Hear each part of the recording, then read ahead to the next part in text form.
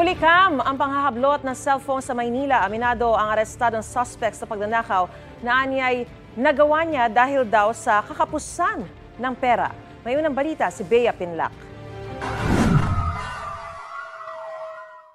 Tinatahak ng mga tauhan ng Bureau of Fire Protection ng Tayuman Street sa Barangay 353, Santa Cruz, Maynila nang makita nila ang dalawang lalaking ito na sakay ng motorsiklo.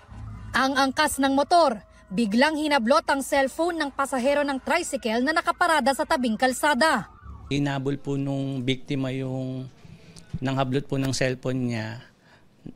Nahila niya po yung likod niya. Bigla pong nalaglag po yung tao sa yung humablot po. Na out of balance po kasi siya, nahablot po siya nung biktima. Ayon sa pulisya, malaki ang tulong ng BFP sa pagkakaaresto sa lalaking nanghablot ng cellphone.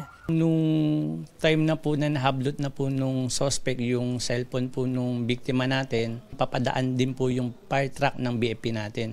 So ang nangyari po, hinarang nila yung motor na sinasakyan po nung suspect natin.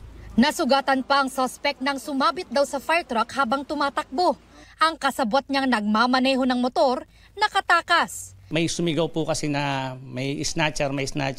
Kasalukuyan pong nandun po yung pulis natin na nagpapatrolya. Agad pong narespondan yung tao pong nangailangan ng tulong. Naresto ang 23 anyos na suspect na tumangay sa cellphone. Ayon sa pulisya, humigit kumulang 10,000 piso ang tinatayang halaga nito. Aminado ang arestadong suspect sa pagnanakaw. Nagawa ko lang po yun kasi sa hirap ng buhay. Kapos po sa pera, first time lang po yun. Dati na raw siyang nakulong dahil naman sa illegal possession of firearms. Reklamong robbery ang isinampa laban sa suspect na nakakulong sa Santa Cruz Police Station. Patuloy na tinutugis ang kasabwat niya. Ito ang unang balita. Bea Pinlac para sa GMA Integrated News. Gusto mo bang mauna sa mga balita? Mag-subscribe na sa GMA Integrated News sa YouTube at tumutok sa unang balita.